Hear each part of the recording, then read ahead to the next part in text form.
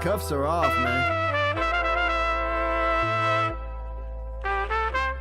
Get right. Too many left in these leagues, but I ain't gonna... Hey everybody, Adam Rank here.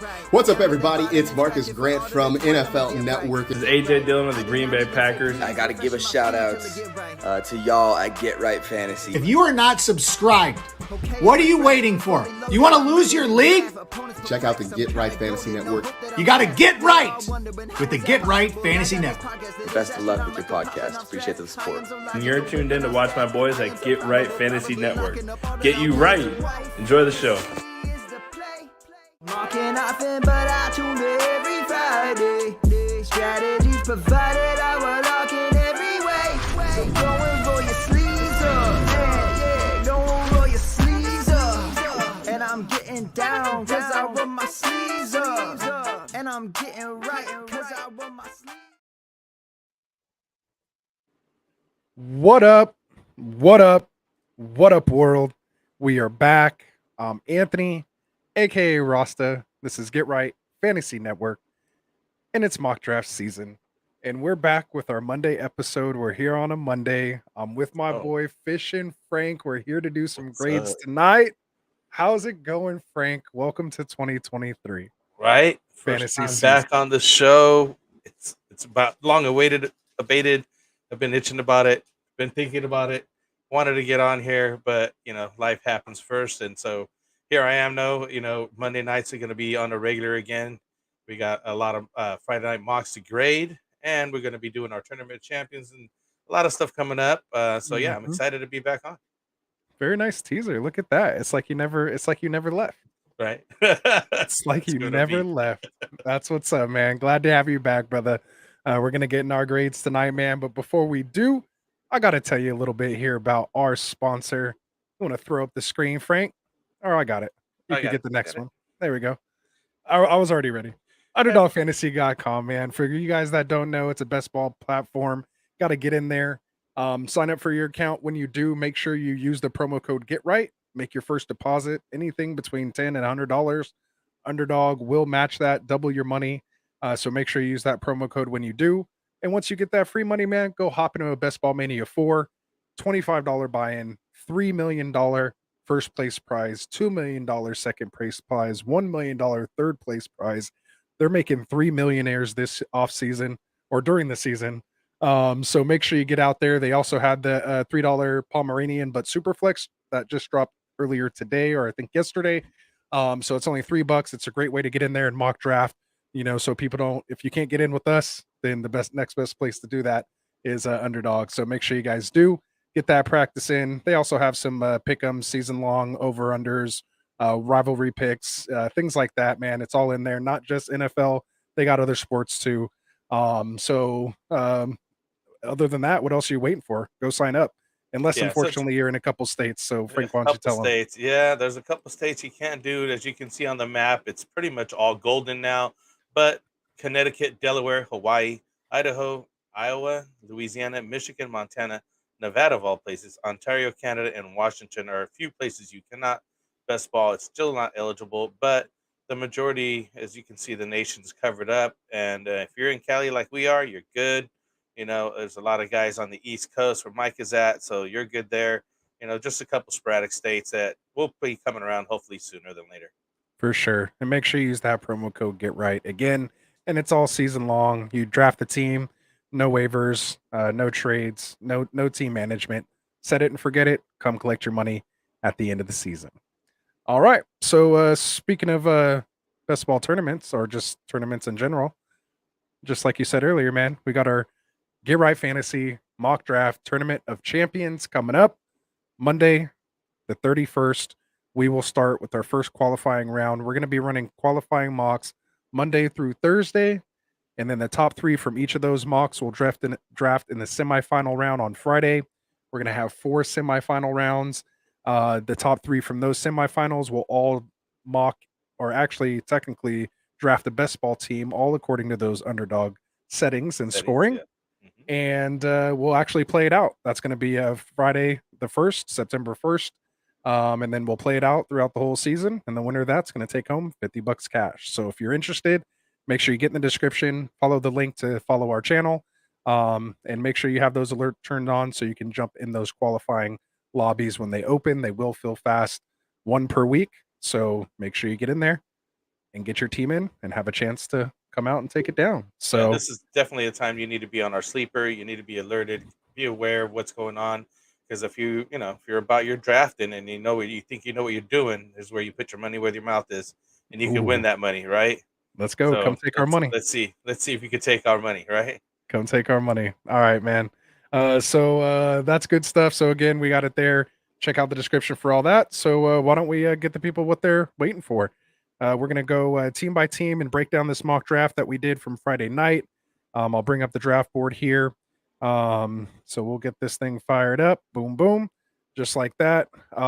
If it's a little difficult to see, if you go down in the description, you can actually click the link down there and view the draft board yourself.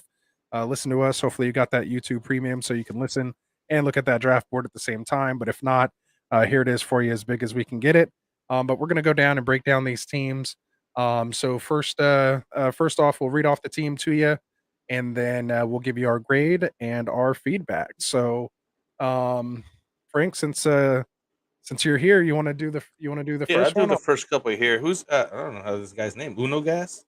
Uno Gas. Yeah. Yeah, he's a new guy with us here. I've been mocking with him a lot off air. So he got into our Friday one, I think, for the second week in a row. So he solid it up. I mean, taking the 1-1 and Christian McCaffrey, I think a lot of people are going to be taking him. Oh, hold on.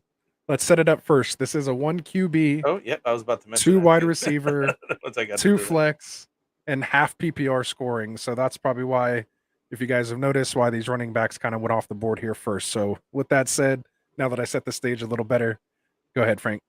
But with what he said though, not everybody took running backs off the board first. I mean, there's always a different mix.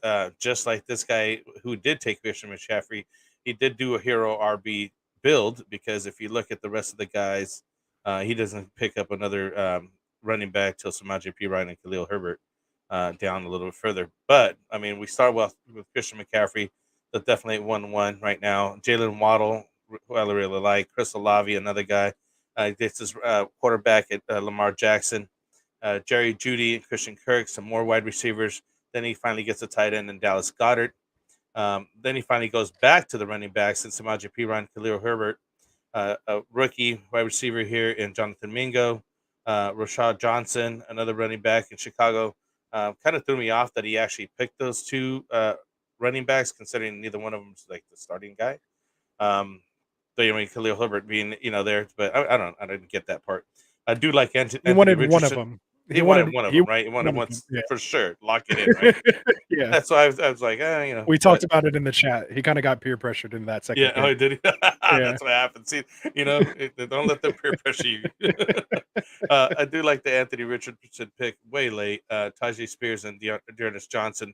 That's when he was just starting to just fill in his roster with running backs, since he, did have that hero RB build, and took just one running back early, and then a bunch of wide receivers, tight end, filled in the rest of the spots later. I ended up just giving him a C though. Just kind of, it does that 2 running back situation kind of I didn't like. It's just like a bad mix, and just the players, I don't know if they're gonna mesh well. I don't really care for Jerry Jeudy in Denver. I'd seen what happened there last year. Maybe with the new coaching staff and everything else, it'll turn. What's the name around? I can't think of his quarterback name. Help me out. Russell Wilson around, because he had a terrible season last year. I'm not sold on him. I need to see something for him this year for me Sean to even Payton. pick. Yeah, I don't know. Sean Payton's We'll see. thing, but I mean, can he have a second resurgence in this career? Like, because that's what we're talking about. Because this guy went, I don't know. As far as I'm concerned, he was not somebody I want to have on my team. And right. That includes the wide receivers, because therein lays the play, right? There you go. All right, so Unagas, you got a C from my boy FishinFrank, his first grade of this offseason. It was average, not bad. Frank Snow, don't get me wrong. I very rarely give out D's or F's. This guy will give you a D or F if you deserve it. So honestly, getting a C from Frank is probably the equivalent of getting a B or B plus from me or Mike. So exactly. because we try to keep viewers over here. Frank usually is he's going to tell you how it is. I'm just going to tell you how it is. That's I he has a can't be he has a around the bush perfect about name. it. Yeah, he's going to be frank about it. So Yeah. that's why we love him. So Unogas, a lot of the stuff, same type of comments. Obviously I noticed the hero RB build as well.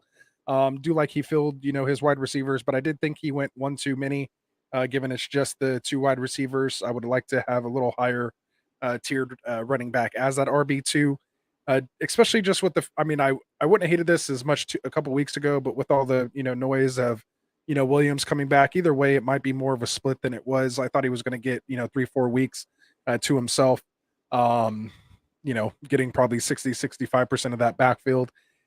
So it has me to worry a little bit, not too much because the upside is there.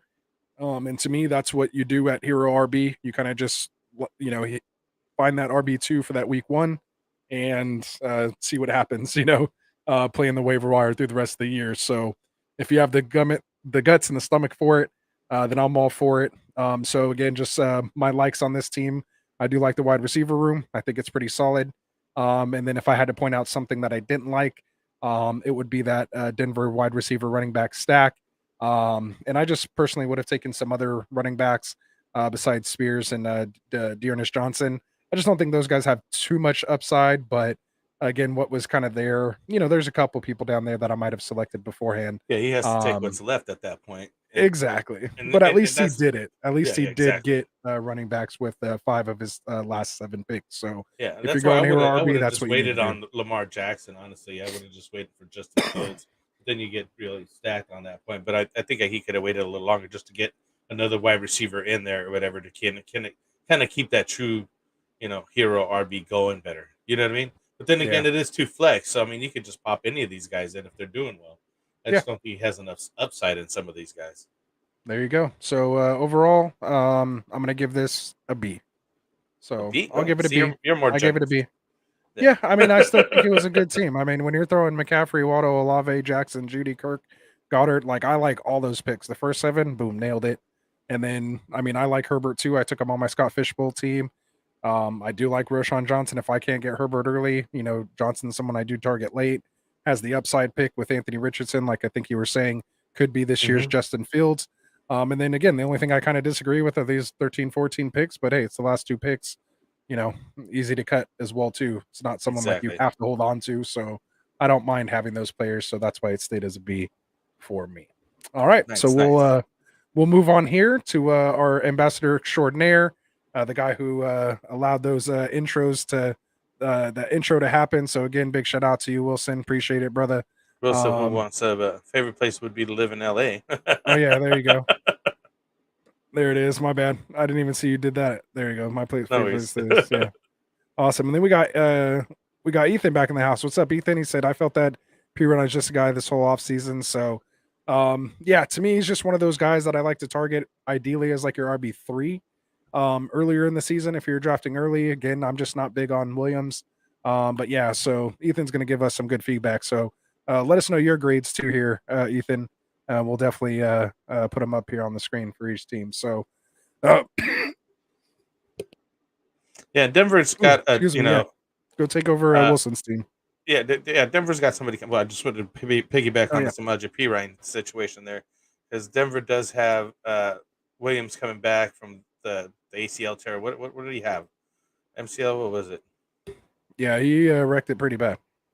MCL and ACL. Tear. And so Javonte Williams is still, he's the, de facto number 1, but Samaje is definitely going to get some time in there. So I don't like that. I don't mind that pick where it's at. You know what I mean? Like, I think that he could have some value. I just don't know how much if he, Williams does come back, right? But he hasn't, the reports are still shady on him. So I think it's pretty decent. Yeah, and that's why I still kind of kept them as a B. But yeah. So we'll moving on. Let's not kill the guy's team, right? So Wilson, as we mentioned earlier, Wilson did more of a traditional build. I like it.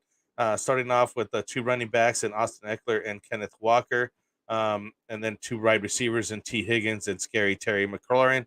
Then finishing it off with Justin Fields. I really like the start of it. Looking like a solid team. Comes back with Isaiah Pacheco out of KC, adding some depth to the running back room. Jordan Addison, Jamal Williams. So he's just like going back and forth, getting the wide receivers, running back put in there. Then he ends up with Dalton Schultz. I really like that pick late like that. Let's hope he does good over there in Houston. Then he takes some flyers on Odell. I'm not sure how well he's going to be playing, but I mean, he just signed with Baltimore. Hopefully, it's brighter days to come for him with over there with Lamar Jackson. I hope he does well. And like I have Lamar, so let's see what happens there. DJ Shark run out last year. Cordero Patterson was tearing it up. Not sure if he's going to be repeating that this year, but he's still worth a flyer late like that. Kirk Cousins, and then rounded out with Jawan Johnson backing up his tight end over there. I like this team overall. I like the traditional build that he had. It was easy to see the talent that he's taking and where he's taking it at. I think he did a good job of that. I think I gave him a B. Where's my notes at? A B for overall. Williams is, I think is taken too early, but has upside on that because again, it was just where what's going on. As far as Jamal Williams because he's behind Alvin Kamara over there, and in New Orleans and the pecking order. You know what I mean? Like where he's going to get a shot at the goal line. You know what I mean? Because they still put in one of my tight ends over there, and help me out here. I keep forgetting the guys' names here. Juwan Johnson, who's on this one? Tight end in New Orleans. Your boy Taysom Hill.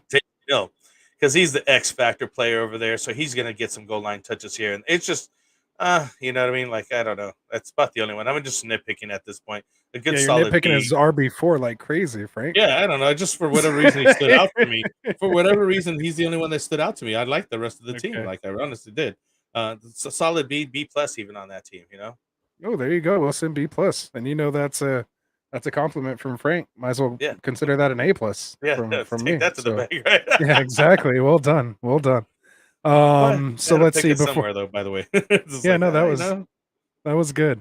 So I'm gonna let Ethan jump in on this one before I get to my take. He says I think it's quite a reach on Ken Walker taking RB, and Charbonnet doesn't spell a ton of confidence in him, and his receiving metrics are awful. This caps him as very much pure runner, I think. And I do agree with that. I think in PPR he's going to fall a lot farther, but in half PPR and only 2 wide receiver in this type of build. I think he went about where he should go. I still think he's definitely the early down back, and this guy's a home run hitter. He may have, 2-3 negative plays, but the next thing you know, he's breaking a 50-60 yarder. And so that's why you want to make sure he's getting the touches, and I think they will. I own him in Dynasty in a couple places, and so I was definitely going back, looking at the tape there. And I'm still a Ken Walker fan, but definitely they want to bring, somebody else in. And I just think they realize the depth behind him. Especially when they lost Penny last year, and then the depth that was behind Walker after that, they needed to invest because they want to run the ball. So I think there's going to be plenty of touches to go around in that offense. It's high powered. They got playmakers everywhere. They're trying to compete with San Francisco in that division. So it's going to make for a heck of a year. I find myself drafting a lot of Seattle players, interestingly, this year. I like the value you're getting out of them. So that's my Ken Walker take real quick. As far as Wilson's team all over, I also gave it a B. I just think, has a really nice starting lineup. Nothing really super sexy or like a ton of value. It just kind of took what the draft gave him. Just had a very balanced build, like you said. My only thing that I can nitpick on it and why it wasn't, like in the A range, just some questionable bench depth concerns. Like I might have maybe considered a running back or a wide receiver in the 9th instead of tight end. But it was, kind of dry there, so I could see how he would think, he would outscore available at the time. Yeah. Right. He would probably outscore the wide receivers being half PPR at that point, or at least taking a chance compared to the other tight ends that are available there. So again, if I had to pick out something I really liked about the team, again, it's the starting lineup. I do like the Kirk Cousins, Addison stack. And then, like I said, one thing I'd have to dislike would be that bench depth filled with kind of older vets without too much upside. For me, when I'm building out a bench, I like to take those auto tickets, young guys, people you don't really know what you're going to get. I'd rather have a chance to hit a home run there versus just getting a guy that I know will for sure get me a single. Like I'd rather have a guy that'll either strike out or hit a home run. I'm not looking for a single that late in the draft. So that's the only. I agree with Anthony on that. You want to take those lotto picks at the end, towards the end, and hope for shoot for the stars, man. Hope for the Yeah, best. not super Get that on crazy, there. but like a couple. Like, don't get me wrong, it's not all of them. Like, I like the CPAP pick. I love DJ Chark, but like the Odell Beckham, I'm not. He's already talking about like this could be his last year. Like, I'm not, After dealing with just that. getting Like I signed. said, 9 and 10. I do like these 11, 12 picks though. And then I could take or leave Juwan Johnson here at the end. I wouldn't mind taking some other potential, rookie guy, maybe Isaiah Hodgins, someone like that that has some, a little bit more upside, a chance to hit versus Juwan Johnson. That's just a streaming tight end. You can get him off the Yeah, waiver you can wire get him any off the week. waiver wire. You know what I mean? You can get that guy any week. So either way, what's up, Shane? How's it going, man? Glad to have you, brother. Got to get him on the show, get him on the show soon. But what's up, man? Thanks for checking in on us here. We appreciate it. Just going through some team grades here, so hopefully you're enjoying.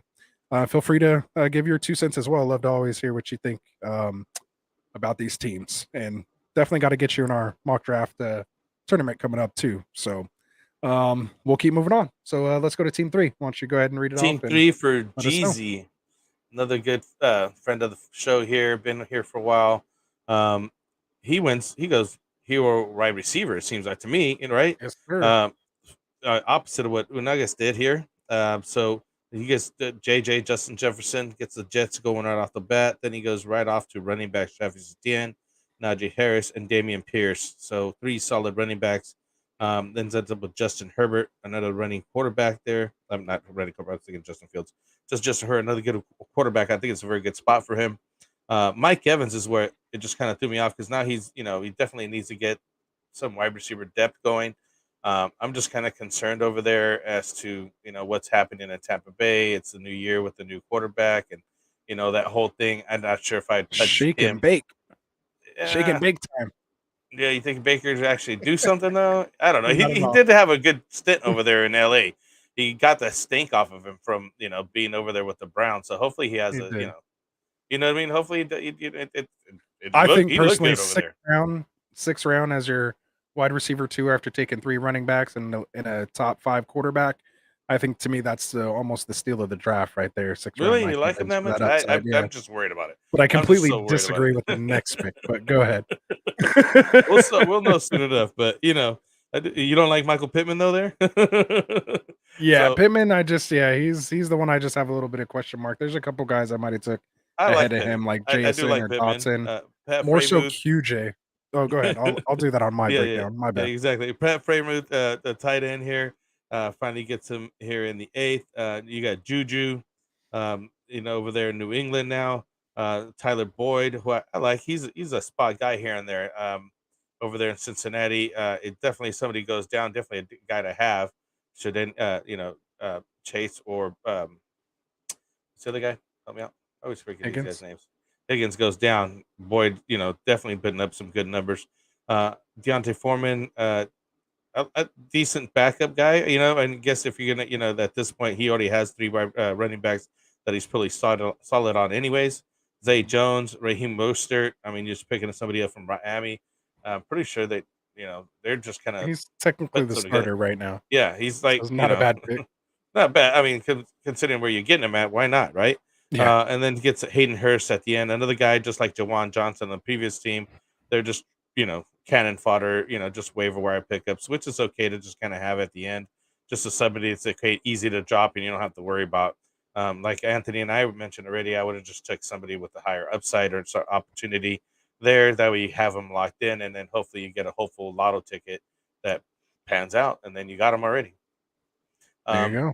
What did I end up with them on this guy? Ended up giving a C. Probably close to C plus or B on that team, but I don't know. I don't know. Maybe you're selling me on the wide receivers. I was just nervous at having Mike Evans like that. Yeah, no, I didn't mind it at all. Him or Chris Godwin, for that matter. The value he got after taking all those other pieces ahead is what did it for me. I came in at a B plus personally on this one. To me, it would have been like an A minus A range if he would have hit another wide receiver instead of Pittman. Just like I was kind of saying, not really feeling Pittman so much this year with Anthony Richardson. But again, I could be wrong. But to me, I would have taken a shot at someone like QJ who went like 4 or 5 picks later. especially having Justin Herbert. He could have got that stack and got a little extra, sucked a little extra value out of that pick. Who'd you say? Quentin Johnston, QJ. Oh, okay, okay. Yeah, my bad. And I know the rookies for you right now. You're still, I know you know them, but they're not just boom right off the top of your head right now. But I know you're. No, it's the way you said QJ, and I was like, who? Yeah, okay, my bad. Okay. But yeah, so that Charger stack with Herbert, I think would have been really nice and sucked a little more value there. And definitely would have put it in the A range for me personally. But overall, really like this. Really like this build, how he did it. GZ always comes out and draft some great teams.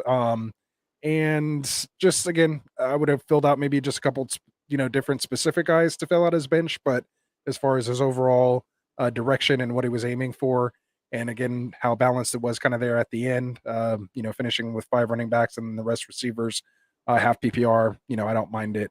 When all his, running backs have, you could argue could be the running back ones on their team at some point in time. So, B+ is where I came in. I just again really like that Mike Evans pick. His value. I was in this draft, of course, and just his value just kept falling. It was pretty insane compared to where he normally goes about 2 rounds earlier, even with the question marks around him.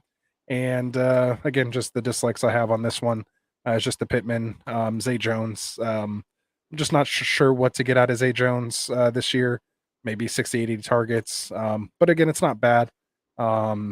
So again, I mean, still B+, still nice team. Right. Still decent. There you go. Team, man. Still decent. And Shane was saying, he says GZ might be one of his favorites, and Brokehouse would be next. So, and I know Shane and GZ definitely draft the same. They're definitely ziggers while everyone else is zagging or right. opposite of Doing that. the opposite of whatever. Yeah, we'll do super flex, and Shane will wait till 3rd round before grabbing his first quarterback. So just his first one, yeah, he'll go fill out all those other positions first. So always love seeing what he puts together. Absolutely.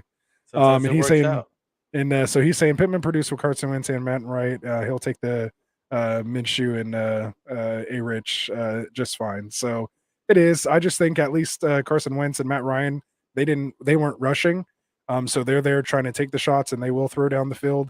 And they're, older veterans, and, they feel like they can make those throws. I don't think Anthony Richardson will be able to process. I actually like Josh Downs a lot more than I like Michael Pittman if I am trying to grab somebody in this offense, just because I think Alec Pierce is going to be running the deep routes. I think Michael Pittman's going to be running those intermediate routes, which are some of the harder routes to throw because they have to be on point in between those zones or throwing your man open if you're seeing man. And then I think Josh Downs is going to have those underneath routes, those crossing routes, which I think will be those targets that Anthony Richardson will throw to, especially if he runs out of the pocket, if he's going to decide to run or throw. I think that can make for, with Josh Downs kind of near that line of scrimmage. I think he could see, some good targets. And I don't even know if he went drafted in this draft, but you can definitely get him late, especially like in best ball and stuff like that. So he's definitely somebody I target there. But good stuff, Shane. Keep it coming, man. Appreciate it. So let's move on to Felix's team. You want to go ahead and read that one off? Yeah. Here, we started off with Jamar Chase, like it, Josh Jacobs, Devontae Smith, and then Joe Burrow. So, you kind of a traditional build here. D-Hop next, Dalvin Cook, who's not on the team yet right now. Javonte Williams, again, coming back from a torn ACL. Evan Ingram at tight end. Zay Flowers at Baltimore, who might be up and coming here. Tyler Algier. Last year should have been doing something. Jacoby Myers over in Las Vegas. You're just kind of picking order against Zeke, another player who's not even on the team right now. Romeo Dubes is, I think, his best pick down way late like that. And Bryce Young is like what he rounded up his team. So I kind of like this team more at the end than in the beginning. Too many question marks for me to like it that much, especially having 2 guys that are not even on teams at this point. Josh Jacobs, is he going to hold out? When is he going to start playing? Hopkins I like in the 5th, but is he done? Because he's old now. Hopkins is up there in his age, so how many more good years, or hopefully this is a good year out of him now that he's on the new team. I don't know. There's just too many question marks for me, but I do like the Dobbs and the quarterback late. I think that's the highlight. Probably the best thing he's done on his team. What are you thinking on here, Ant? What was your grade? I didn't hear your grade. My bad. I'll go with the C, honestly. And just too many question marks. Too many guys that are like, again, Dalvin Cook and Zeke, both not on teams. Josh Jacobs probably going to sit out possibly this season, or at least the first few games, not at practice. But the whole thing is just, your two starting running backs are maybes, questions. Absolutely. So, if anything, I might even move down to D at this point. You know what I mean? Like, but I not too many highlights for me. All right. So as far as me on this team for Felix, and shout out to Felix. I think this is his second mock with us, newer subscriber. And again, if you're watching, you're not subscribed, hit that subscribe button for us, man. We're trying to hit 1,000 subs. We're almost there. We're just over, I think, 900 and something there. So help us keep growing, man. If you're watching, hit that subscribe button for us. We'd appreciate it. So Felix, to me, this is probably one of the hardest teams for me to grade in this mock. Ultimately, what I was able to come up with is this is a if you're not first, you're last type build is the best way I could kind of categorize this. Because to me, like he took a lot of risky guys that could pay off or completely sink the team. Like I don't think there's any in between, here. So basically, he's really leaving dangerously with that RB2. If those guys don't sign, or even his RB1, even though Javonte sounds like he is going to be ready week 1, but if he is, how effective is he going to be? More susceptible to soft tissue injuries, things like that. Compensation injuries. Exactly. So really, he could almost be, if things break kind of the wrong way, he could be heading into week 1 literally with only one starting running back, and that would be Tyler Algier. And so to me, that would freak me out. But on the flip side, if all these guys do sign somewhere, like his team's pretty stacked, and if Javonte is even 70% of the Javonte we've seen, before, right before he tore his ACL and how he was breaking out, like this team literally could be an A+. So like I had to come somewhere in the middle of that, and I just ultimately settled at a B-, just because the upside couldn't, I couldn't put it in a C range because of the upside, but I definitely couldn't give it a B or a B+ because compared to the other teams, I'd much rather have those other teams I put in the B and B+ range. So I kind of settled in at a C- here for this one. But ultimately, it's literally could be an A or an F on this team. So one of the hardest ones. I don't recommend doing this. You'd have to be on your waiver wire and be in tune with your league when it comes to this, and be ready to pivot if you need to. So, just unnecessary risk. Like I don't mind taking a stab or one or two of these guys, but don't get all of them. Like you don't want to be the one person in the draft that has all the risks. So exactly. So that's just my 2 cents there. And speaking of 2 cents, we had Ethan in here saying in regards, I think, to my Josh Downs comment, he said a rookie 3rd round wide receiver with potentially a run heavy, low passing volume QB does not spell any sort of relevance to me. And that's his 2 cents. And that's exactly why I'm not high on Pittman. And like I mentioned, I'm more high on Josh Downs because of the value and where you can get him. Literally, he goes undrafted in this draft, and in best ball, you can get him in the 18th round. And I think if someone has a chance to just produce in best ball to have a big week here or there, I don't think he's going to do it consistent over 17 games or anything like that. I don't think anybody is from this offense based on exactly what you said as far as the passing game. So just again, personally, not that I'm trying to get defensive, but we like to talk it out here. That's what it's for. We're here to talk to each other. So appreciate what you give to the show. I invited Ethan to come on with us one day, so he's going to try to get that worked out. So hopefully that'll be fun. So we can start taking calls from the people and have them on and come agree or disagree with us. It'd be fun. Yeah, is the people by the people, man. That's what we're here for. All right, and again, make sure you hit that subscribe button if you're not subscribed already. All right, so let's move on to the next team. Frank, go right ahead. Read it off. Notar. I like this team. Cooper Kupp starting off with Ramondre Stevenson, the RB1 over there in New England. Pat Mahomes, obviously everybody knows who he's at. He's always been taken in the 3rd round. That's about the spot where everybody's taking him. He's halfway through the middle.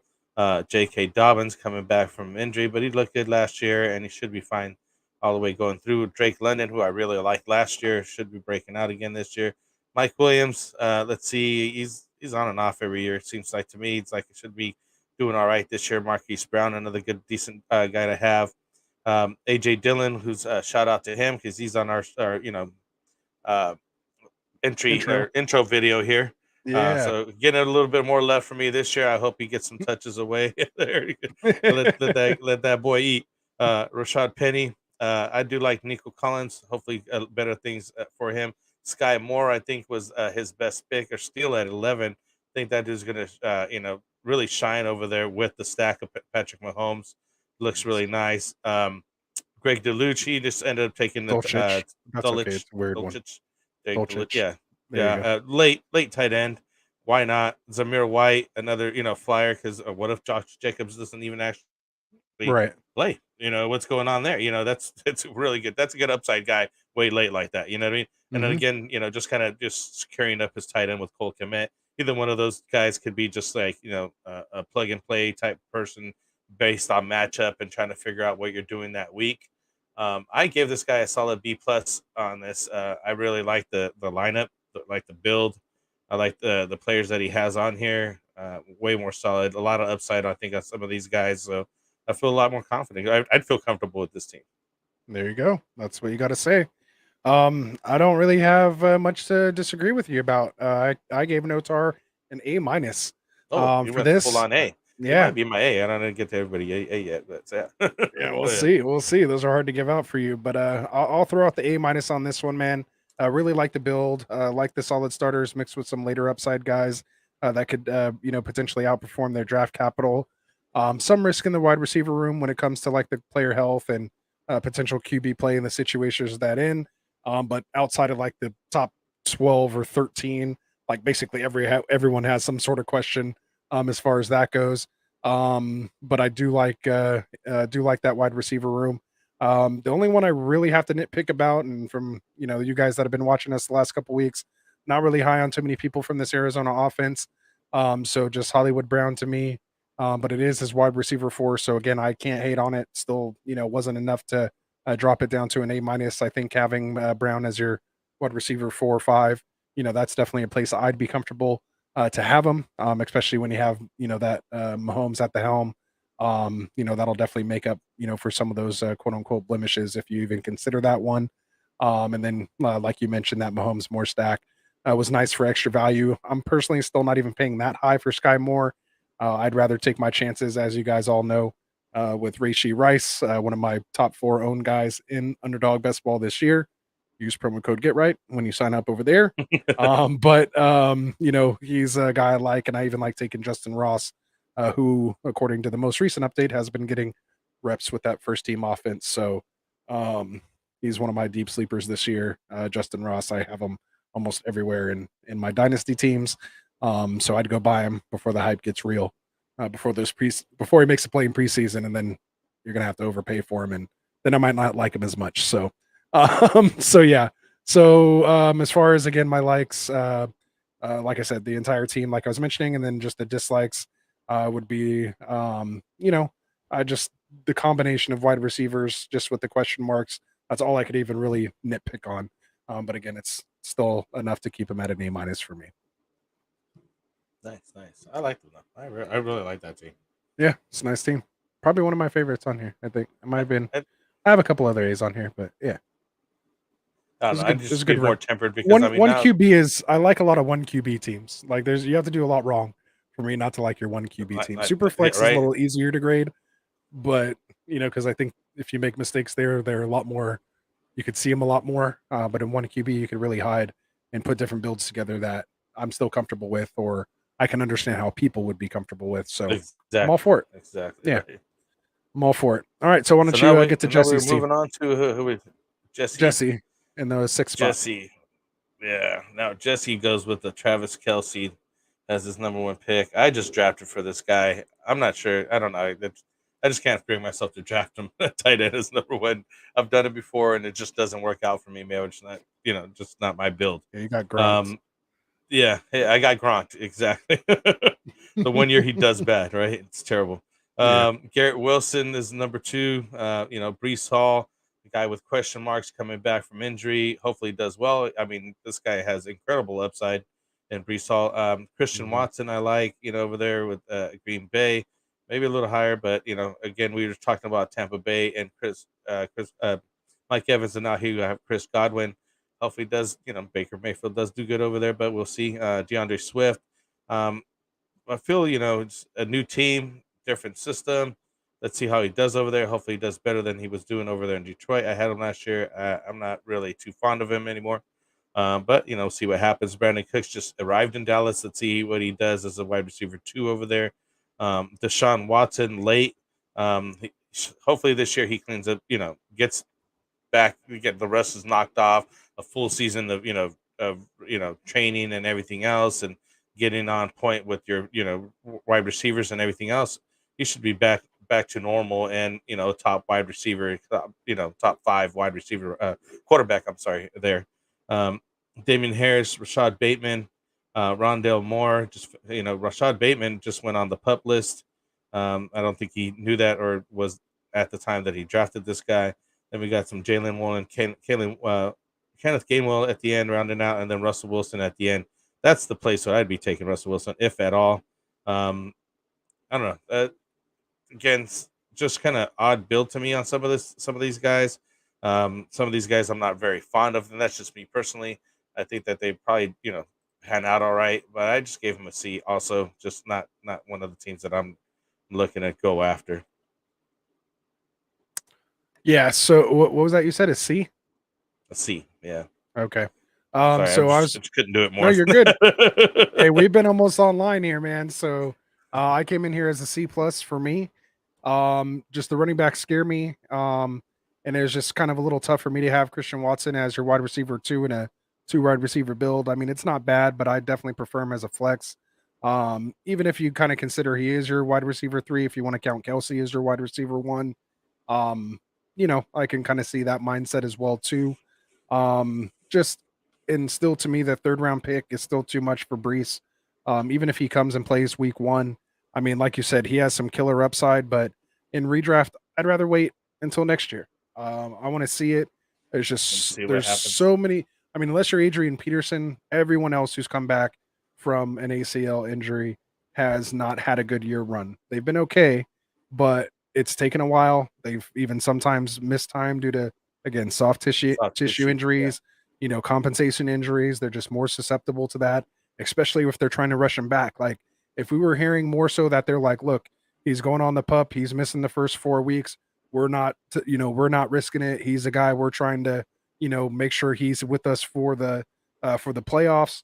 If that's what their aspirations were, I would feel much more comfortable drafting him, knowing he was going to miss 4 weeks and just giving him the time he needs. I believe he tore it in week 7. So we're, 10 to 12 months is the typical recovery time for ACL. It's just not, soon enough. I mean, you want that time, to recover. And again, guys with huge talent like Saquon Barkley, who you could say had similar rookie, upside, even he wasn't the same. It took him a year to come back. And again, he got a high ankle and other things going on that year. He tried to come back because he just wasn't there. So, that's just, again, my 2 cents on that. And then he kind of doubled down by adding Swift as his RB2, another injury-prone type guy, in the number 1 kind of rushing offense that doesn't really throw the ball to the running backs, even though they got a pass-catching back. So is that a wrinkle they're trying to add this year? Again, question marks on what it is. So again, if Brees doesn't end up playing or isn't effective week 1, he could be coming into, week 1 or maybe even week 2 with literally Damian Harris as his own, starting running back who might be sharing time with Cook over there. So, I don't mind the pass catchers. Yeah, I don't mind the pass catchers and the tight ends and the quarterbacks and where he took them on this, but just the specific choices of running backs, I just think it was too risky. So I don't feel comfortable with it. So I had to come in as a C+ because, again, the upside is there, but I'm just not personally feeling it and not a team I'd want to build around. Yeah, it just kind of leaves you needing more right there, right? Yeah. So don't hate me, Jesse. Keep on coming out, brother. Keep sending me those invites for the mock drafts that we do here throughout the day. I was prepping for the show today. That's why I couldn't jump in those ones earlier today, but keep throwing them at your boy. I'll be in there later this week. So let's move on. Team 7, take it away. Team 7. Oh, no. You're going to, I'll let you start off this one. I already did half here. Oh, okay. Oh, yeah, that's right. We were going to switch halfway through. All right. So we have EEPST, Eeps. I don't know how he pronounces it on this one, but we'll just leave it at that. So he goes round one. Tyreek Hill gets Devontae Adams to fall to him here at the 2-6, followed by Jahmyr Gibbs, who I like at 3-7. Miles Sanders, Alexander Madison bangs out 3 running backs right after that. Grabs George Kittle here in the 6th. Might be a little early, but I don't hate it all the way. Grabs George Pickens here in the 7th, followed by Gabe Davis in the 8th. Zach Charbonnet here in the 9th. Alan Lazard in the 10th. Gets the Tua Hill stack here in the 11th on Tua. And then he also kind of gets the triple stack with Jeff Wilson as well here in the 12th. Grabs a running back that I targeted on all my hero RB builds and Jerome Ford here in the 13th.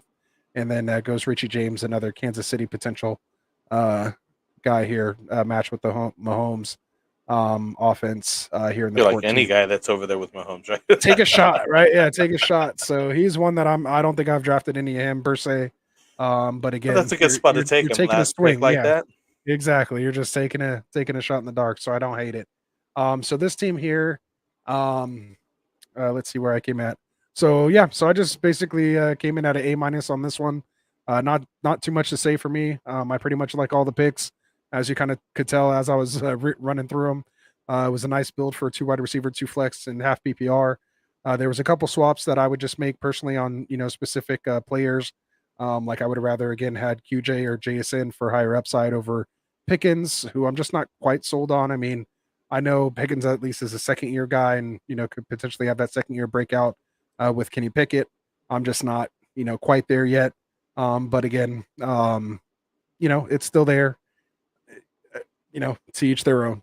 We all have our guys, and yeah, we all have the guys that we like a little bit more of this and that. It's too early to tell. We were just looking at some of these names and where they're, they starters, they're not starters, where they are in the position right now on their team to give them value for the future and really where they're going to really stand for the rest of the year. Really, I think QJ and JSN are just on higher scoring offenses, so I just think there's just more opportunities to score in those divisions, the teams that they're playing against. Those AFC. What is it? AFC North teams. They all just, Baltimore. They'll win. Those are 10 to 13 point games, 9 to 12. You know what I mean? Like they're just as happy winning 9 to 12 versus like the Chargers and Kansas City, who might be 38, 35. So I'm trying to get a piece of that type of offense versus someone who's only putting up 10, 13 points. So, but again, that's just nitpicking. Like I said, I came in as A-. I'm on it. I'm not hating on it. I still like it. And so, that's what I got to say about that one. So what you thinking on this one? I like everybody. I'm surprised he ended up with Gibbs, Miles Sanders, and Madison like that far down, because they're all starters for their teams. The number one guys, Tyreek Hill and Devontae Adams, obviously stud wide receivers. So, that start is solid. I think he's just stumbled on George Kittle. I'm not sure why he took that tight end there. I think he could have just kept going with wide receivers and running backs, because he did take it to a late as a stack anyways with Tyreek, which I like. Let's just hope that guy stays healthy and on the field, because he'll be killing it. If he doesn't, well, then you'll be shopping around for a quarterback for sure. Like you're saying, I like the last picks that he has in Jerome Ford and Richie James. Good, good flyer picks at the end. It's too much of a stack, I think, just getting, Jeff Wilson and, just there's 3 guys on one team. Not something I care for, but I don't think he's going to be starting Jeff Wilson anyways. I'd still give this guy an A. I'm not going to go A+, but he's definitely an A up there. Just by the top 5 guys right there is good enough. Yeah. And our Ethan's in here saying he's getting mad disrespected. See, it's funny because he thinks value on Kittle. He usually goes 5th by ADP. So yeah, he definitely got him around later. And we're not hating on it. We gave it an A. We agree. We're just the type of people, like, unless you get Kelsey or Andrews like up top, like I'm cool waiting until the rest of them they're not that far separated that you need this guy. I'm like literally fine with taking like Gerald Everett here in the 14th. Yeah. Like I have no problem with that, and I'll just Exactly. stream tight end every week. That would be about the same amount of points, and you're talking maybe 10 points difference overall at the whole season. For sure. And again, I'm a Niners fan. Like, you see the hat, like, it's here. I'm Niners fan all day over here. So We're yeah, just talking reality. exactly. On the tight end situation, if you don't got the top 3 guys, the rest of them don't even matter. And maybe even top 2 guys for that matter. Yeah. And I lost my video, but we don't need it for now, especially since it's so small anyway. Hopefully I'm not making a crazy face or anything like that. Down at your mic, so it doesn't like matter. I normally am. You were looking right, down so like you're reading good. at something. And Perfect. Let's just pretend I'm doing that. Ethan real quick. comes back Yeah, go with ahead. I'm a complete tight end punter, but Kittle in the 6th I'll buy for proven upside consistency, and that's what only tight end I'd consider. I get it. I understand. I'm not hating it too much, but I just thought his build just was rocking so well it almost hiccuped right there. Just but it's still an A. Still an A, regardless. We're moving on. You even graded it higher than me. I still give it an A. So no, we're I good. like the See, top I love of it. that. I love you. I love you. Yeah, I would take this team. Yeah, I would. I'd be happy with this. Yeah, Zach Absolutely. Charbonnet. Everybody. You got a lot. The Lot lottery going on picks there. down late. Yeah, a lot of good positive. A lot of upside. A lot of good things. There you go. Well done, my friend. And shout out to him. He's probably in a mock right now. I see his green dot on. He's probably in a mock right now. Wish he was checking us out over here, but either way, man, I'm sure he'll catch it and check it out later. So we'll move on here. We're doing okay on time. We might be able to finish this out here before the hour mark. Let's see if we can get it done. So we have in the 8th spot here, Mr. Lou Camp, aka Lou Champ, since he basically wins at almost everything here. No, he didn't go back to back, but he was our listener league winner the very first year and won several other drawings and things we did. Yeah, you're good. So Stephon Diggs here in the 108, followed by Amon-Ra St. Brown in the 2nd. Get some good value here with Andrews at the 3-8. That's crazy value there for Andrews. I'll take that all day. Goes Deebo Samuel here in the 4th. Gets his RB1 and Cam Akers here in the 5th. Goes James Conner as his RB2 in the 6th, followed by a trio of wide receivers, 7, 8, 9, with JSN, Jackson Smith, Nick Jigba in Seattle. Goes Kadarius Toney, and then goes Elijah Moore. I like those guys. Some potential upside plays, matched to good, decent quarterbacks. So I'll take that in my wide receiver 3, 4, 5.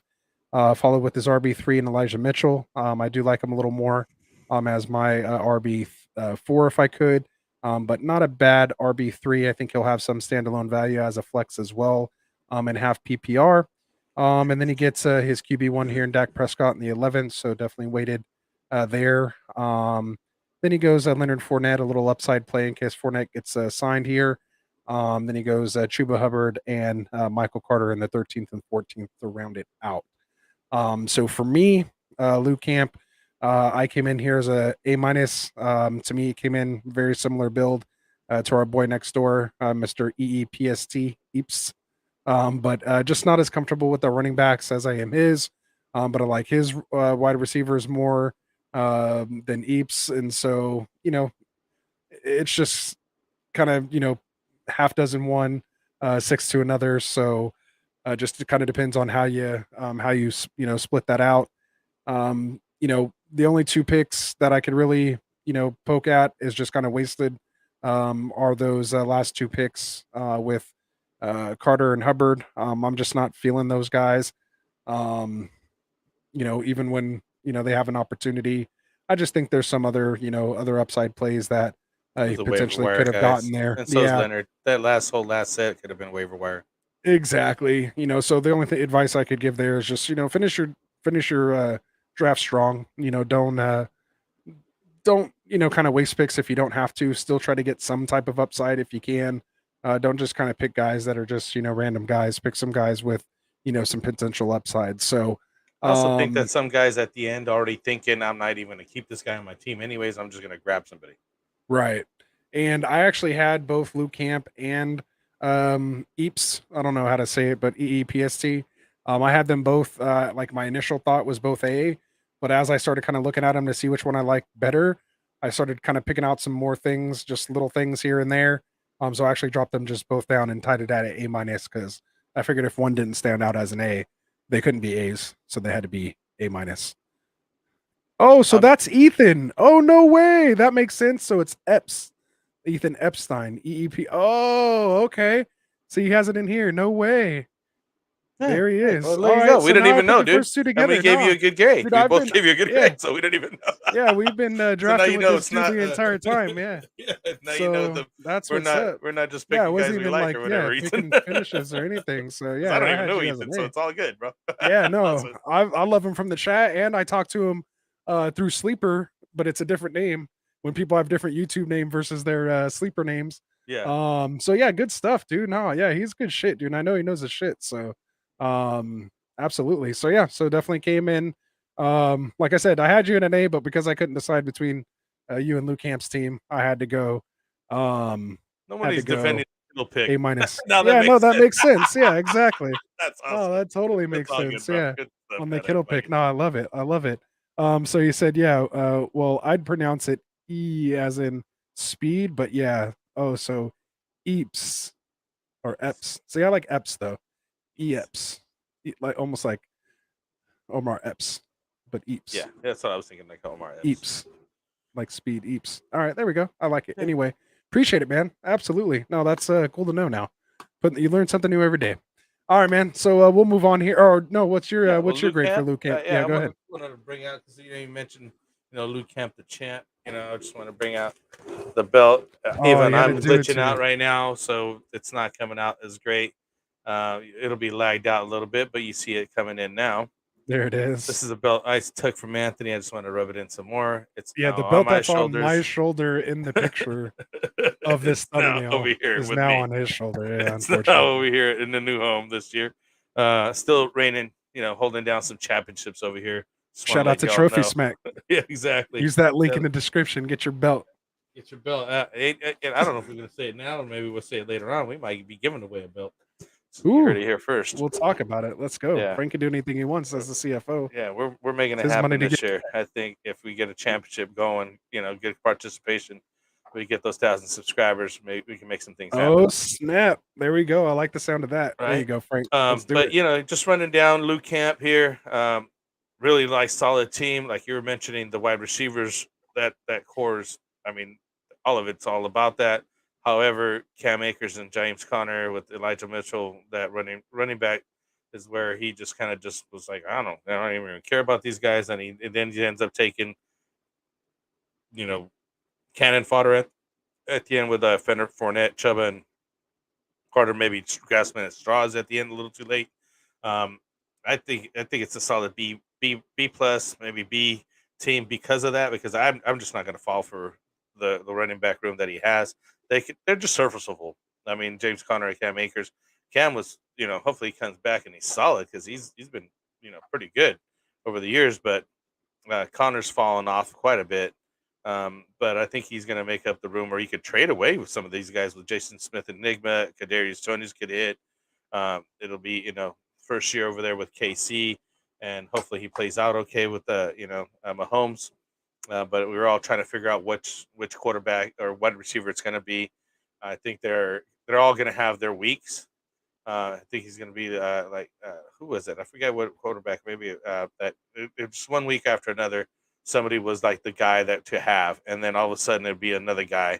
And it happened with the GOAT all the time. Brady would have one wide receiver hitting it, then next week it'd be a different wide receiver, and so on. So again, still B plus. We're losing Anthony. We lose the whole feed here. Hopefully it comes back here with Anthony gets back up. I don't have the board to put back up, so I can't really put that in there. So hopefully Anthony comes back because I don't have the setting for the board. Give me a second. Let me see if I can figure this out and put it in there. No, I don't have the screen up for the board. Sorry about that, guys. But hopefully Anthony gets back in because he lost full connection on that. I'm going to go ahead and move on because we do have quite a bit of guys still left to go. Actually, about 4 more guys left, and one of them is Anthony, anyways, in Classic Mike. So we don't have to worry about those guys too much. But we got DeCrass on there with A.J. Brown starting off, taking a wide receiver. Then Saquon Barkley. Another guy who's, I think he's trying to, do some negotiations over there, trying to get him some money.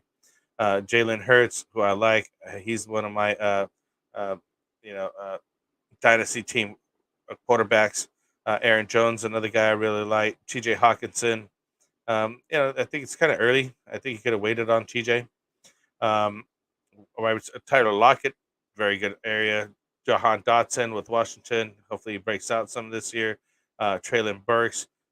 A lot of guys are very high on him this year, but now they just traded in for our new friend over there. I can't even think of these guys' name. I'm really bad with pulling everybody's name all of a sudden.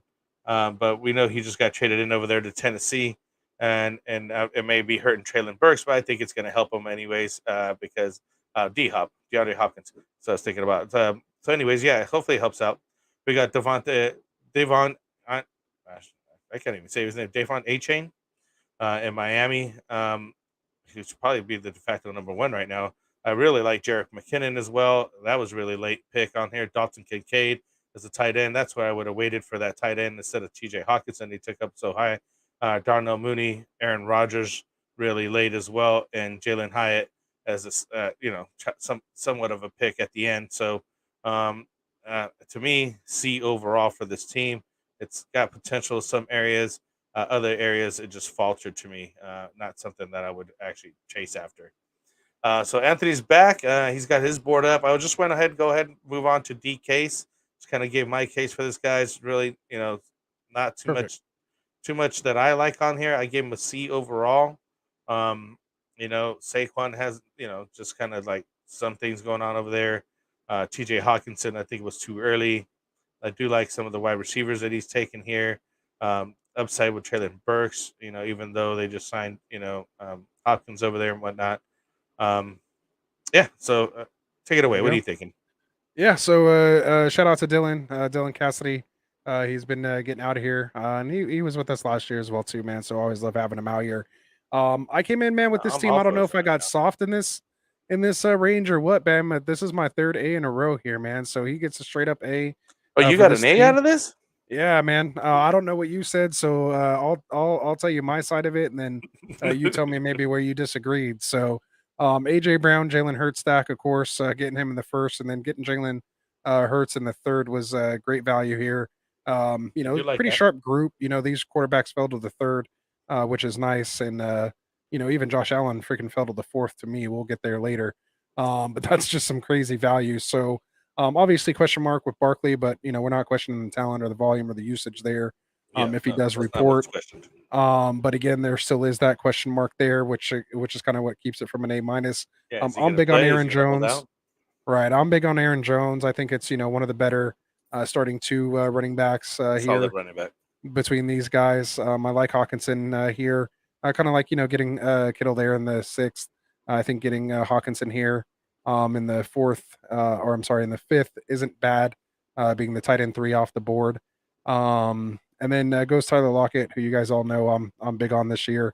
I have him ahead of JSN, which I was glad there was actually several picks in between the two of them in this draft. So these guys know what they're doing. Dotson is a favorite of mine as well.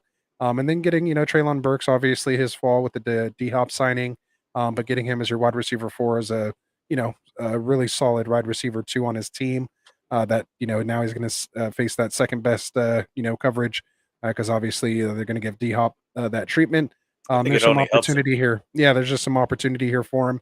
And again, it's your wide receiver 4, so I don't mind taking that upside pick there. Late, then followed, like you said, I'm sure, Devon Achane and Jerick McKinnon. These aren't great running backs, but I do like their potential. Achane could be, with his speed, just a home run hitter. I mean, I like him more in best ball just because you don't have to know when to start him.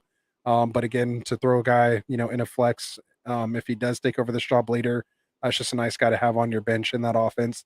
And then we all saw what happened with Jerick McKinnon last year. So him as your RB4. I like Jerick McKinnon. Yeah, great pick there in the 10th.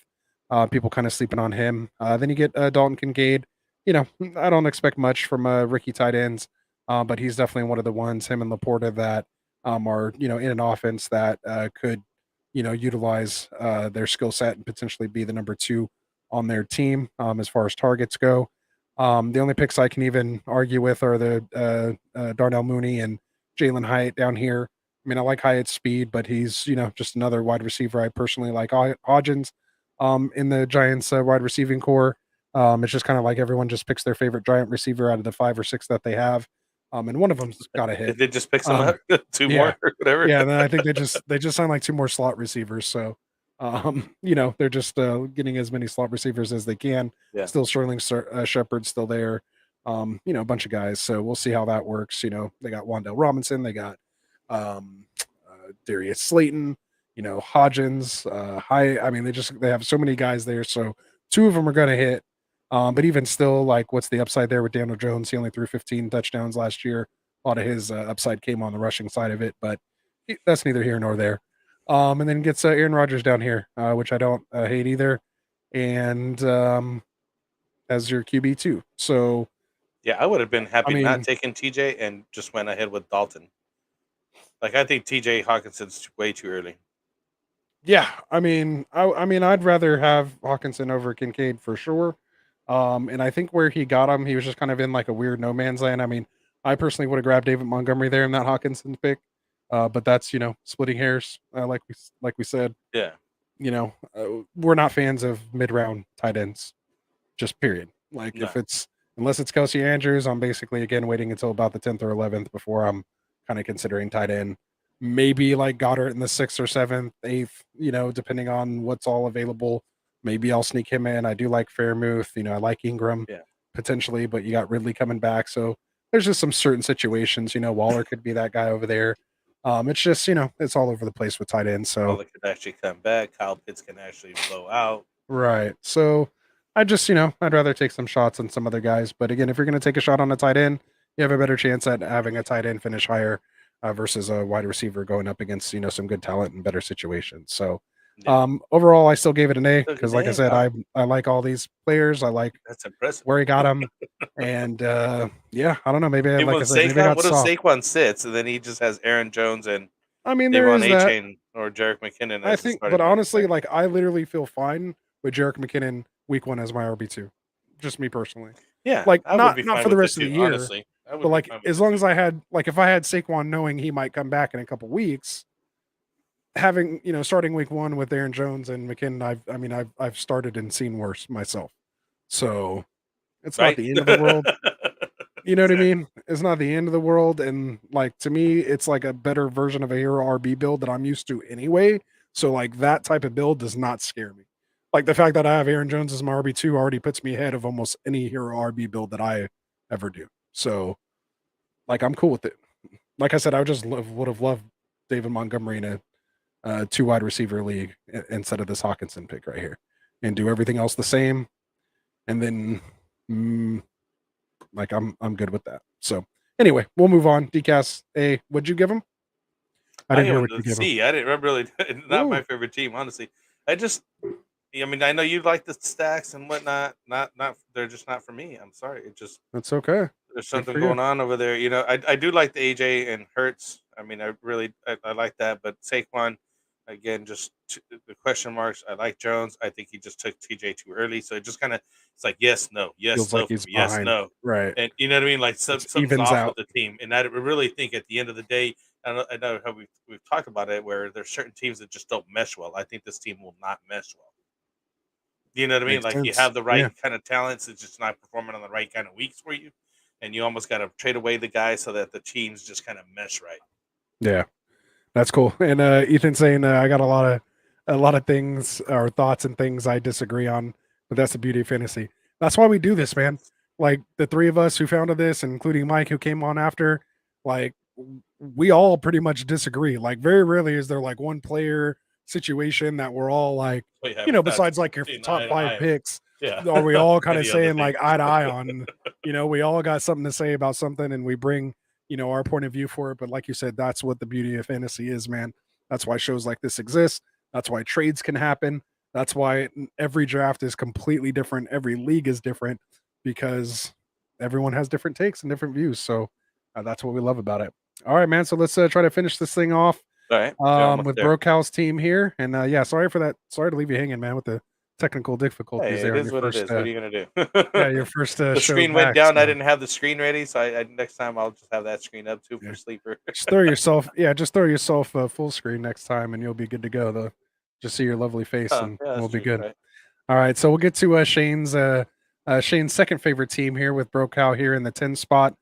So he starts off with Bijan Robinson here at his 110, which is some great value in a half PPR league to me. Is still your RB3 off the board, which I think is pretty much how it goes in most people's rankings, followed by Tony Pollard here in the second at the 2.5. Goes Joe Mixon as his RB3 at the 3.10, so he's going a little bully RB or robust RB build. Swings back around and smashes out three straight trio of wide receivers with Keenan Allen, DJ Moore, and Brandon Ayuk in the 4, 5, and 6. He grabs his tight end here in the 7th with Darren Waller. Follows it with his RB4 and Antonio Gibson. Grabs his wide receiver 4 and Michael Thomas in the 9th, followed by Jamison Williams here in the 10th as his wide receiver 5. Just remember he has that 6-game suspension for gambling. Grabs his tight end 2 here in the 11th and Chigo Okonkwo, who's probably the most affected by the D-Hop signing. His draft stock has definitely gone down. His definitely dropped. Absolutely, because of that. But still like him. He still did come on last year. But we'll see. We'll see how it happens.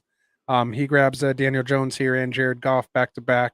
Just a little rushing upside with a little throwing upside type guy. So I don't mind having these two type of quarterbacks here on your team.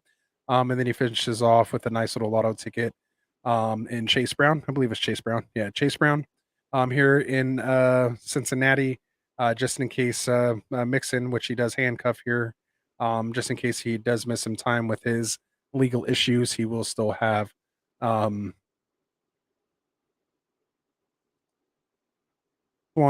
I came out because of that robust RB build. I'm not very fond of DJ Moore being my wide receiver 2. I'd like him a little more as my wide receiver 3. Not totally thrilled on this wide receiver room, but again, it is because he went robust RB. So all things considered, he did get some good upside, type guys mixed with some nice 4 plays as far as his wide receiver room goes. And then, I do like the JMO Goff stack there as well. And like I mentioned, that handcuff with Mixon and Chase. So overall, I gave Brokow a B. Really? Wow. Just an even B on this team. So I have to give him a name, man. I think nice. If I remember Brokow, he was in the finals last year, I believe, right? Wasn't he? He might have been. Consistent drafter. He always has some solid he's with drafts. us all the time, yeah. Yeah. Taking Bijan, number 1, Tony Pollard and Joe Mixon, solid started running backs there. I don't mind Keenan Allen, DJ Moore, and Ayuk. I know that you're going to be, lower at some categories than others. I like it because he waited so long to take, the quarterbacks that he did take, and he took some high upside. And Daniel Jones was finishing pretty strong last year with his rushing that he was doing. And then Jared Goff, he could be coming back this year, having a decent season, hopefully. Basically taking the flyer on those. But I think that that's what helped his build by going ahead and waiting so long for those QBs. I don't mind where he took Darren Waller.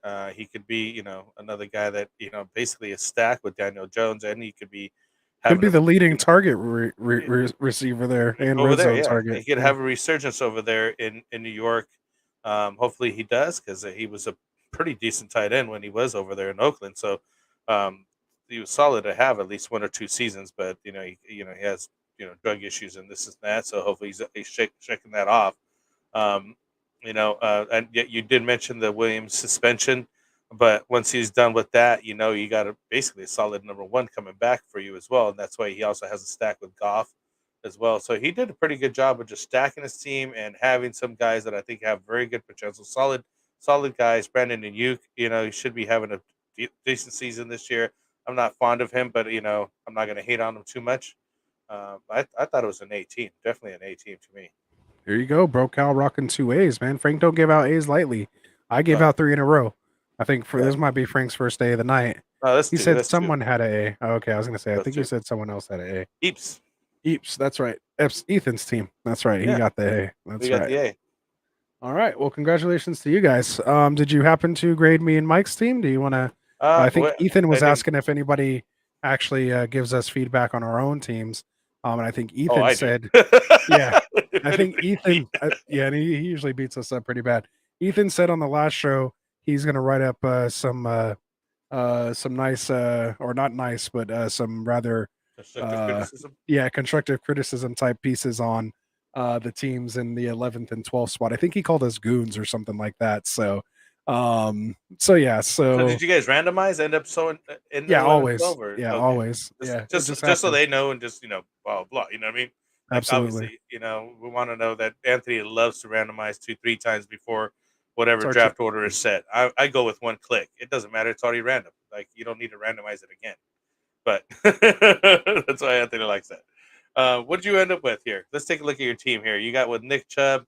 Hold on. Before that, Ethan saying, Ross, I think it's bad player value to say you're big on Lockett, but take DK Metcalf at 311. Lockett has outperformed or matched Metcalf the last 2 years, but goes 3 rounds later. Yeah, I mean, I just want a piece either way on that offense. Like I think I was saying, I'll take pretty much any Seattle guy. If I miss out on Lockett or Metcalf early, I'm taking Lockett. I even have some best ball teams where I have the triple stack with Geno, Lockett, and Metcalf. I'm still a big Metcalf guy because of the red zone targets.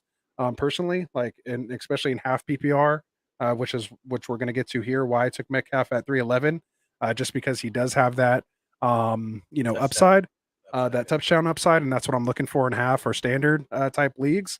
But I got to switch it up. I don't like just drafting the same team every single time. And I do a ton of these mocks. I totally agree with Ethan. I So think you get a lot more value. yeah, normally I'm always doing them that. at 3 rounds later. You get way more value. Absolutely. So I don't disagree with you at all.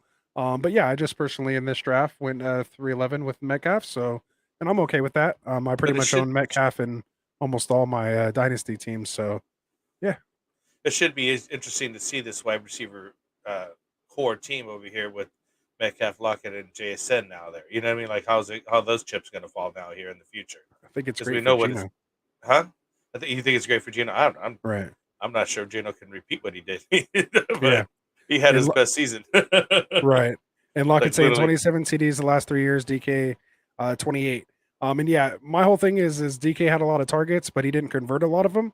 If he regresses to the mean as far as, kind of standard touchdown conversion over there, you'll see that uptick, and that's what I'm looking for, is just that potential uptick. And typically I'm getting someone like Metcalf. I like getting him as my wide receiver 1 if I go with a running back heavy type build, and I can usually get him as my wide receiver 1. But like in this one, I just happened to go with a different build, and I had the choice between Metcalf and Cooper. I've literally taken Cooper almost every single time, and I happen to go Metcalf this time. And I guess Ethan's roasting me for it, but that's okay. But that's okay. So at the 311, this is funny though that you were actually talking about. I love it. Keep it coming, man. Lockett or whatnot, because Lockett was the most traded guy in our. Yeah, 807. League, right? He went 807 in our Dynasty startup. Yeah, and the Dynasty startup, that dude was traded back and forth to literally 5 of the 6, 7 teams he was on already, like real quick before it even. I think he the draft was over. Season. Yeah, he was already he was traded around, and he's a solid dude. Really solid. I'm not sure what happens there. I'm not sure. He's just always a piece someone's willing to take or willing to give up, because the value you can get because of what people are willing to pay for him. He's like the ultimate trade piece. Yeah, you're not worried. Like no one doesn't like him, and no one's worried about him not producing or what his role is going to be. It's just and nobody's as solid as it gets. Yeah, but I need to keep this guy. Especially in Dynasty, because he's getting a little older. So it was like, oh, you could trade him off, try to get ahead of it. But you're not worried about his production if you're solid with him. So yeah, I owned him for a while. I think I literally traded him twice. I had him, traded him away, got him back, and then traded him again. So that's what's up. So anyway, you have a great. You don't have to spend a lot of time on it. No, we're just gonna run it down real quick. Just to read it off. Just run it down real fast. You got Nick Chubb starting off with a running back, 2 wide receivers in CD and DK. That was when we mentioned. Allen, where he fell to you, I think was a awesome spot in the 4th, way late like that. I'm surprised people let that go, slide that far, but it is what it is. You got some Rashad White and David Montgomery. Some more running back action happening. How do you feel about Rashad White? I mean, obviously you like him. I'm waiting to see. Yeah, I took him as my RB2 on my Scott Fish team. Like, he's my Josh Jacobs this year. I'm hoping. I don't know. He could be he's like your trap back. He's your exact trap back. Volume base, not really that much talent, but is looking at a good workload. in an offense who's looking for playmakers. You know, he caught a lot of balls last year. We know Tom Brady threw a lot, to the running back as far as an extension. I watched a lot of film on him, and I like what I saw. I just like how they used him. And a lot of or most recent reports coming out of camp, they're saying he's a 3-down back. So that made me feel really good after I've invested in him so much. So he's just, a guy I like, someone I target in my RB builds. Volume. You get enough touches. That's what I'm looking for. Yeah. And if he doesn't work out, it's not like I invested a lot in him. It was 5th round pick, taking a shot at an upside RB2 who could easily be replaceable, off the wire due to an injury. So again, if I'm taking risk somewhere, that's the type of risk I'm taking. With another risky pick in David Montgomery, maybe. I don't know. Let's see what happens with that guy. No way, man. New team. That dude's the dude. There's a lot of touchdowns there. Right? A lot of touchdowns there. Who's Taking getting them? Quentin Johnson, another rookie wide receiver here in the Chargers. But I like Kamara, where you got Kamara, Brian Robinson last year. The dude got shot and came back. So he's your like boy. I don't know. Yeah, he's your dude right there. David Njoku, solid tight end pick late. See, I like that. How it's later. It fits the spot right. You know what I mean? Like you feel more comfortable taking them at these spaces, and that's where they should be taken anyways. And you're gonna get about the same as you're gonna get out of like Kyle Pitts or Evan Ingram possibly, or Freeman. I don't think that he's that much lower or higher than those guys because he was pretty solid last year. Rashad Rice here, KC. Miller, I think you mentioned that you had a lot of pieces of this guy, Rashee Rice, right? Yeah, Rashee Rice is like my favorite. Rashee, so let's see who pans out over there at KC. It could be Kadarius Toney, it could be Sky Moore, it could be this guy. You know what I mean? Like who knows? But there's a lot of options over there. But anyways, who's not gonna like to have a piece on KC, a high scoring offense, number 1 offense in the NFL. Can't go wrong with having some of the pieces in there. That's just the way to look at it, honestly, right? You got Miller here, a running back over here for New Orleans, backing up with Kamara, Hank Kiffin, or what's the situation there? Yeah, just with Kamara's legal issues, looking anywhere from like 2 to 6 game suspension. Yeah. If any, so just a little extra protection there. Yeah, just to try to get a piece of an offense somewhere. Van Jefferson, who's been, on and off here and there. He has some upside on that guy, so he's definitely an upside guy. And so is Gerald Everett, sleeper tight end, I think, this year, which is like every year, it basically seems like, but hopefully this year it pans out for him. And as taken as your last pick, you can, easily drop him, pick somebody up instead of that guy. Good, solid team. We're not going to get a good grade. Should we give a grade? I was gonna say usually you don't give me a grade if you like it. We're not gonna grade. No, we're gonna. So he's like, yeah, we're just gonna move on with these guys because it's not about us here. But we just read off last classic Mike, holding down the 12th spot. We got JT, Derrick Henry starting with 2 running backs, going with 2 wide receivers and the quarterback. Classic build, right? Classic Mike, classic build. Cooper and Ridley. How do Ridley gonna have that comeback year this year? I'm just kind of on the fence on him. I could take him or leave him. Okay. It seems like everybody's really hyped up on him that he's going to be the next guy back, and like last we saw, he was ascending, man. He was setting in that wide receiver 1 echelon. I'll feel better once preseason started and I see him actually get some passes and do a little bit of something. Then I think that then all this kind of straightens out a little bit. It's kind of like let the dominoes fall where they should be falling. You know what I mean? Right. And just because I just need to see it, right? Deontay Johnson, another wide receiver of Pittsburgh, should be having another upside year this year. So he's taking some upside guys. Trevor Lawrence, I like. James Cook, he took a downfall last year. Let's see if he can hold down this spot. I don't think he was. I think the Naeem Hine injury, non-football injury, jet ski accident, wrecked his knee, out for the season. Should help him as far as should help game. Him a lot now. Yeah. I think he had that role anyway, but there's definitely no question now. Yeah, that he should have that role. Yeah, but I don't think that had happened at the time of the draft, though. You know what I mean, right? No. Yeah, that we just got that news today. Yeah. So which kind of works out for him. So you don't want anybody injury, especially not football injury, but that would suck to get blasted by a Sea-Doo. Can't imagine that's any good. Yeah. Kyle Pitts, where you got taken at on the 8th. High upside, high potential. Maybe he'll break out this year. I wasn't feeling it last year. I think I have more confidence in him this year because I think he kind of was getting the things clicking in his head and putting it together really towards it late at the end of the year last year, and I think it could carry over to this year, and this Mhm. could be his third year as the breakout season for him instead of the number 2, it's the 3, right? So it's usually 2 Mhm. or 3, right, Anthony? Usually the Yeah. breakout for the people and whatnot. Sutton, I could leave anybody in Denver because at least wide receivers because of Russell Wilson, not not attractive to me, but some people like it. There's still good talent there. Just not something that I like to get. Singletary with the new team. Let's see if he's not just I don't know how much he's going to get over there, right? Like he could be the top guy or not. It's kind of hard to say. Yeah. Um, Split and work with Damian Pierce at yeah, the least. Yeah. yeah, at the very least, right? Which he's always been splitting work, anyways, with Cook when Right. he was over here. So it's like no different for that guy where he's at. Sam Laporta, rookie tight end. Let's see how he pans out. So kind of making sure he has an edge there on the tight end in case Pitts doesn't work out. Bigsby, Air. Let's see what happens with him in Jacksonville. Geno Smith is the backup. Solid pick, way late. I mean, basically sleeper quarterback is if you take Anthony's word for it and what he's going to repeat again this year, he should be drafted higher, right? No, or, You would and think, but we don't have to tell the people he was your QB5 overall last year. yeah, He's overall, yeah, going the exactly. second to Yeah, last round. no respect for the guy, no Yeah, respect. none You at know what all. I'm saying? You know what I'm Yeah, saying? Like none at no all. respect.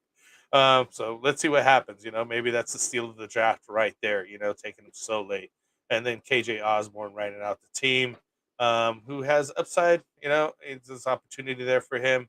But he hasn't done it yet. So to me, that's why he's the last pick, anyways, where he's at. Still a pretty decent team. Classic build that he started with. I think a very good, decent team. You got some potential to build on. Some guys are question marks, but overall solid. Yeah, there we go. So not bad at all. It was a fun draft, fun mock, man. I love getting out here on Fridays for our Friday night mocks. If you guys want to get in here, we only have a couple left before we start our. Actually, not even a couple. Honestly, this last Friday is going to be our last mock, and we'll do a grade show on Monday. And we'll also be kicking off our mock draft tournament of champions. So every Friday, starting the 4th, it will be a semifinal mock that we'll be commentating on. We won't be drafting in it, but it'll be all of you. So make sure you get in the description. Make sure you join our private sleeper channel so you can get those alerts first when those mock draft lobbies open to get the day and time that you want. We will be doing them at different times for East Coast, West Coast. We want to give everybody an opportunity, but you will have to be available on Friday at 8 p.m. Pacific or 11 p.m. Eastern to be in the live stream draft semifinal round on Fridays. So make sure you come check that out. And again, it'll be the finale will be on September 1st. We will draft, or everyone will be drafting a best ball team that'll actually get played out for a chance to win $50 cash. So if you want in on that, again, make sure you get in contact with us and we'll make sure we get you in. So with all that said, I guess we can try to close up shop here a little bit. We'll bring the draft board down.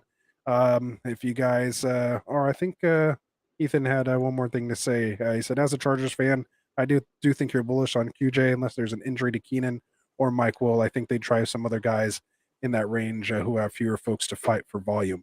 Everything I've heard out of camp so far in regards to QJ says that he's basically earned that third wide receiver role. And just like you said, if more so like when either Keenan and or Mike Williams get hurt, who Mike Williams not even healthy right now, still recovering from that offseason back surgery. Everyone even said in the beginning they were, and again, as a Chargers fan, I'm sure you heard, they drafted Mike Williams to replace Mike Williams. So, and hasn't disappointed so far in camp. So, big guy, big target. I'll take that guy. I am bullish on him. So either way, I'm good for it. So he said, "No, don't say win. Don't put that on them." So my bad. My bad. My bad.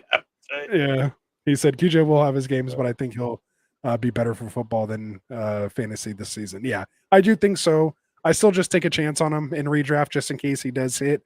But I love him in Dynasty. I got him a couple places in my Dynasty teams. And definitely someone, I'd be trying to target if you can get him. I wanted him actually over Addison originally. I was actually a little upset that Addison fell to me, but I started to fall in love with Addison as well. And I have so many best ball teams that I have QJ and Addison both on the team. I think one of them is going to hit big this year, so we'll see. He said QJ doesn't play the same as Mike Williams at all, though. Yeah, I think he has a little better route tree, but we'll see. Either way, more importantly, he has Herbert throwing to him, and he's in that offense. Kellen Moore, they're going to be airing the ball out this year. I think Herbert has a chance for 5,500 yards and like 40 touchdowns. So I'm all for the Chargers this year, my guy. Plus, we have Austin Eckler. I'm sure you saw the intro. We're Eckler fans over here. So yeah, I'm just saying, Eckler's 101 for me over my own CMC, just because Eckler came out and did that promo for Get Right. He knows who we are. So that's cool to me. Fan of the show. Exactly. So we'll support our guys. Absolutely. We support ours over here. Play fantasy with the guys you want first and foremost. All right, man. So before we get out of here, man, we do have to just thank another one of our sponsors. If you want to take your league to the next level, you can do that with Trophy Smack. Check out their belts, their rings, their chains. We got them all. There it is. Chains. We got belts. We got rings. We got them all. So go check them out. Use the link in the description. Use that promo code Get Right when you check out, and they'll take care of you. So make sure you use that promo code. Take care of us. We'll take care of you. Get that championship belt. Got to get a belt, man, for your league. If not a belt, get a ring. It's only like an extra $12 per person for a ring. It's not bad at all. Very affordable. Very awesome. Have that memory that lasts forever. Promo code Get Right. All right. So last but not least, make sure you guys go subscribe to our affiliate channels out there. Tim and AJ over at the Frontline, Fantasy Frontline. We got Tim and AJ over at the Fantasy Frontline. We got the Check Down podcast with Cody McGoats, Shirtless Pat and the Fellas. Make sure you check them out. They'll be coming on here soon. And then our newest addition to the network, we have the Dead Zone Fantasy Show with our one and only Adam over at Dim Boys. As you guys know him, Dim Boys DC for life. So again, make sure you guys reach out to us. If you yourself are interested in podcasting, writing, doing any freelance work, you want to come on board with us here at Get Right, we can help you get started, man. We'll put you on our website. We can talk about getting a show, help promote you here. So if you are interested, all you got to have is a mic and a setup, and we'll help you with the rest. So come talk with us, get in touch with me, getrightff@gmail.com, or DM me at Rastafaran on Sleeper or Twitter, and let's talk. So other than that, I think that's it for tonight. Frank, how was it? You have a good time? Hell yeah. Welcome back. Good to be back, man. Good to be back. I missed it, man. You kind of like, it's like riding a bike, man. You're like, oh, this has been good. And then you kind of, you're like, oh, I'm tired. I need to set the bike down. But right now, I'm excited. I'm pumped. It's football season. I mean, we're going right into training camps right now, starting this week or whatnot. Everybody's going somewhere. So we're going to get a lot more reports of, who's doing what in training camps. A lot more fantasy news that we're going to be coming up. And then hopefully some preseason games will come soon after that. I'm trying to attend some training camp myself. So hopefully I can get down there and check it out in Oxnard. Let's go. Let's see if we can get some on-site reviews or something going on. Yeah. Exactly. Reporting from our one and only over here. Got to get your credentials, get you on the field, get you interviewing or something over there. I got all the credentials I need right here, though. Oh, there it is. All right, I see what he's doing. All right, now we got to get out of here. We're getting out of here. All right, guys, man. So for Classic Mike, for Dustin, for my boy Frank right over here, man, for myself, I'm Rasta, man, for all of us, Frank the Champ, over at Get Right Fantasy, man. We appreciate you spending your time with us. We'll be back here on Friday with another mock draft. We'll be back to Superflex. It will be our last one that we will be grading next Monday. And then we're starting that Get Right Fantasy mock draft tournament of champions. So get in it. It's going to be a lot of fun. Other than that, peace out. We'll see you guys Friday. Later. Fantasy is the play. Marking nothing, but I tune every Friday. Strategies provided.